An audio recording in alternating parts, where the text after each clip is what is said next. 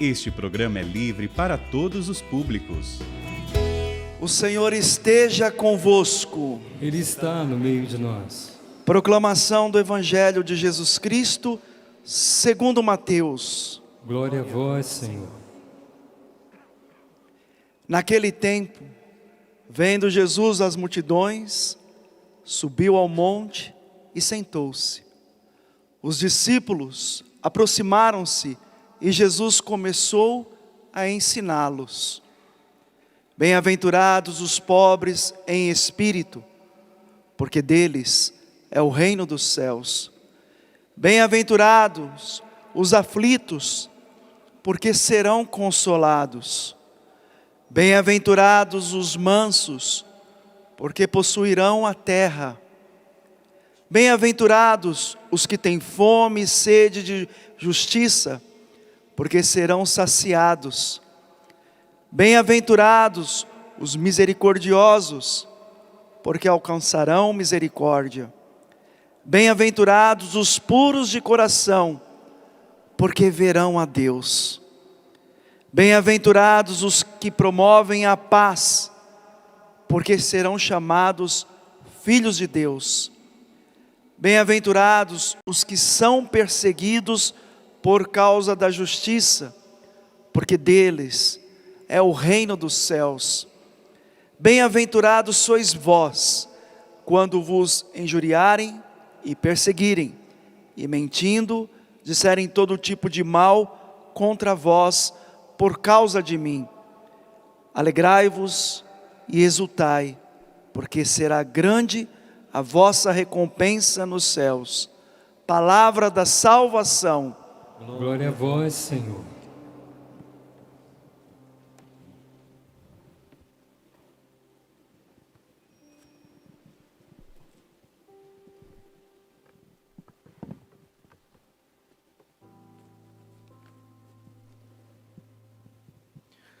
Meus irmãos, minhas irmãs, nós temos vivido este tempo forte, não é? Da Páscoa, da passagem do nosso pai fundador, Padre Jonas Habib. Dentro deste período, não é, que a igreja, que a liturgia nos convida a viver também, que é o Advento.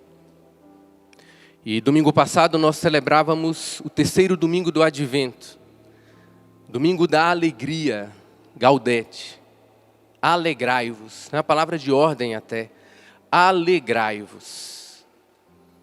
E o Padre Jonas viveu a sua Páscoa dentro desta semana, a terceira semana do Advento, que nos chama exatamente a esta alegria, a nos alegrar. O evangelho que nós escutamos hoje é o início aí do Sermão da Montanha, onde Jesus nos fala a respeito das bem-aventuranças. E o que é as bem-aventuranças? Quem é o bem-aventurado? É aquele que é alegre, é aquele que se alegra, mas nos parece até um pouco contraditório, porque as bem-aventuranças nos apresenta que os pobres serão os bem-aventurados, os aflitos, os que têm fome, os que têm sede, os perseguidos. Como então esses podem se alegrar? E aí que nós entendemos que não há contradição aqui. Porque as bem-aventuranças, elas nos conduzem a uma alegria que não é uma alegria deste mundo. Que não é uma alegria que nós vamos encontrar aqui. Mas é uma alegria na eternidade. O Evangelho nos fala: alegrai-vos e exultai, porque será grande a vossa recompensa nos céus. Os bem-aventurados são aqueles que aguardam esta alegria na eternidade e não aqui. É por isso que aqui neste mundo, é por isso que aqui nesta terra, nesta realidade passageira, onde somos peregrinos, podemos sim ser bem-aventurados diante da pobreza, da aflição, da fome, da sede, da perseguição e da dor. Contemplar essas bem-aventuranças precisa incutir em cada um de nós este desejo de eternidade. Precisa fazer com que cada um de nós nos desprendamos cada vez mais das realidades aqui passageiras e tenhamos como foco das nossas vidas a vida eterna, a eternidade junto de Deus. O bem-aventurado está disposto a sofrer todas as consequências que forem necessárias para alcançar esta eternidade, para contemplar a Deus. E quando nós falamos de busca pela eternidade, de busca pelo céu, de santidade, não tem como falarmos dessas realidades e não lembrarmos do Padre Jonas. O Padre Jonas, que foi este homem apaixonado por Jesus, apaixonado pela causa de Jesus. O Padre Jonas, que tinha a finalidade da sua vida neste encontro com Cristo, nesta vida eterna. Veja, nós sabemos que o Padre Jonas sempre pregou a segunda vinda de Cristo. E podemos dizer sem medo que o maior profeta do Brasil, que anunciava com vigor, com coragem, a vinda do Senhor.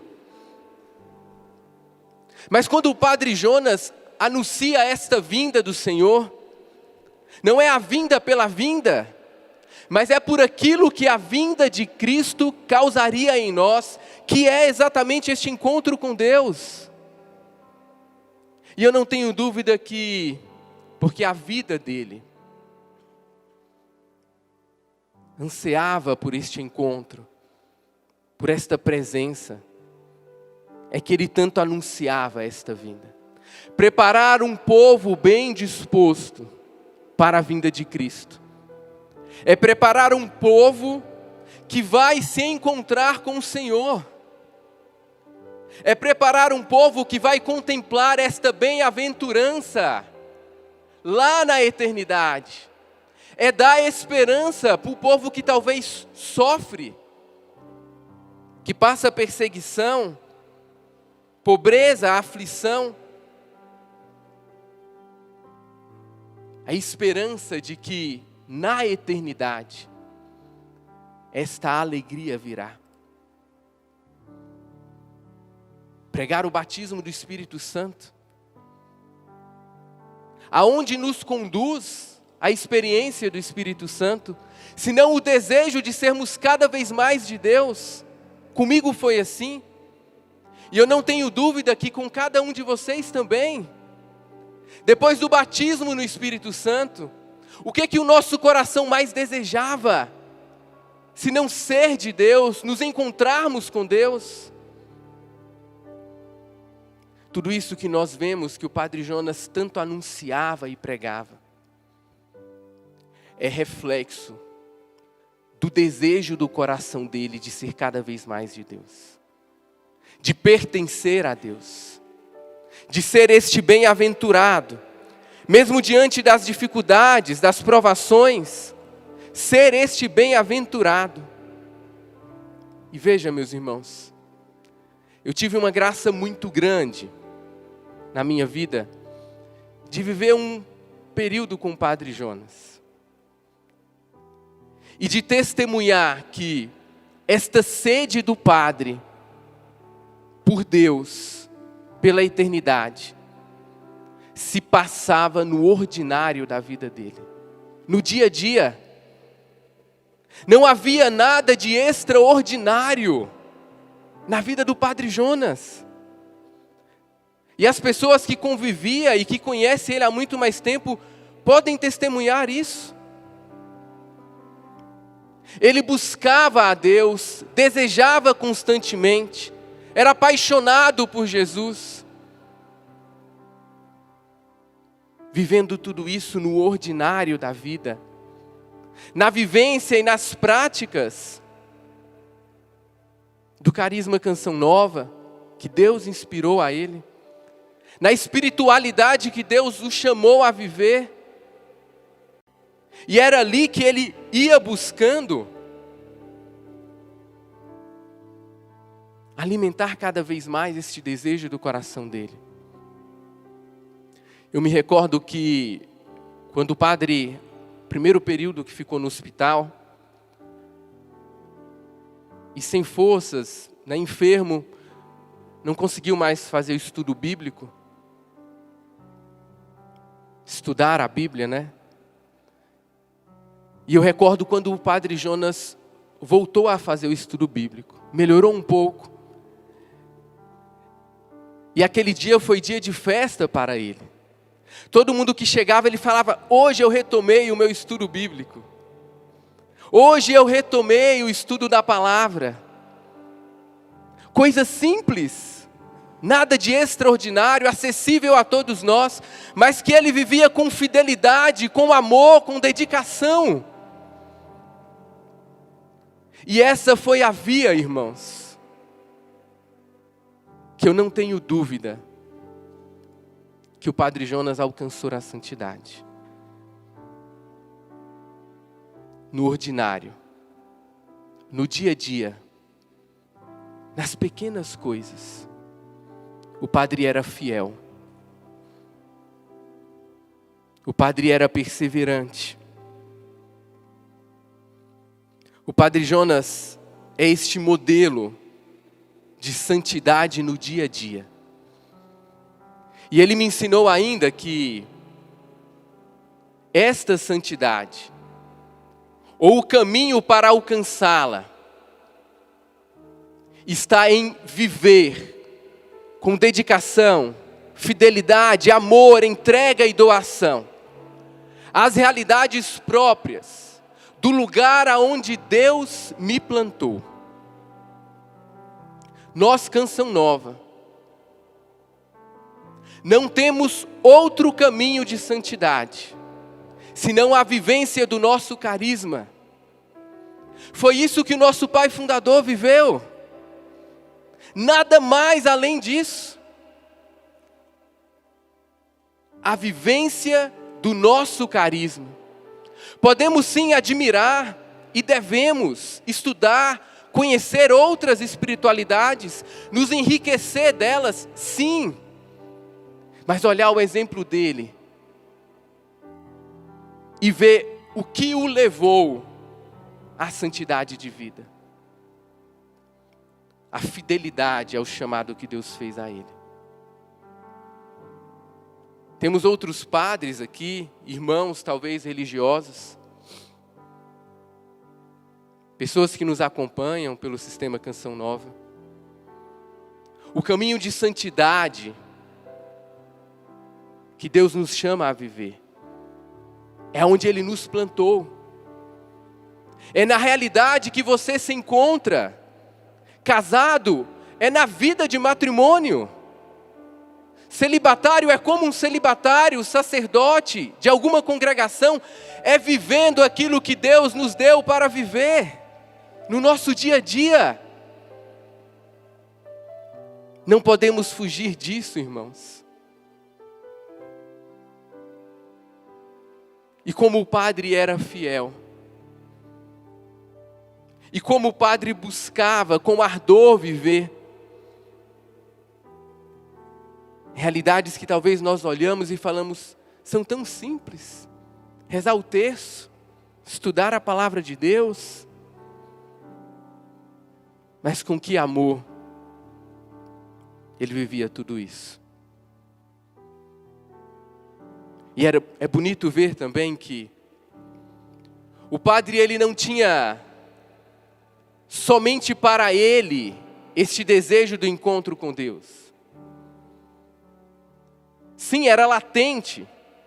Qualquer pessoa que passava um instante na frente, diante dele, percebia o quanto ele desejava, queria estar com Deus, o quanto ele era apaixonado pelo Senhor.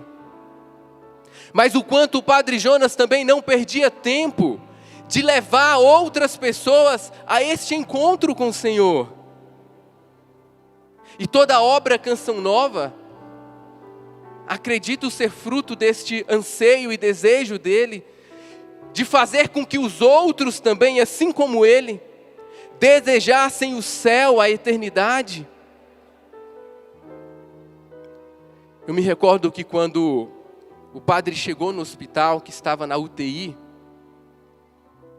havia ali as enfermeiras, né, auxiliares que cuidavam, e havia a enfermeira que era responsável. E eu me recordo que ela falou para a gente que tinha alguma coisa diferente naquele homem. Uma mulher que não tinha noção nenhuma de igreja. Tanto que eu falei para ela que era seminarista, mas o que é ser seminarista? Não tinha noção nenhuma. Mas ela dizia, tem alguma coisa diferente nesse homem. Nem sabia que era padre. E nós fomos falando para ela que era o Padre Jonas, que era o fundador de uma comunidade. E ela foi se interessando por aquilo. E eu me recordo que, quando o Padre Jonas foi sair da UTI para a semi-UTI, tinha um fardinho de água Canção Nova.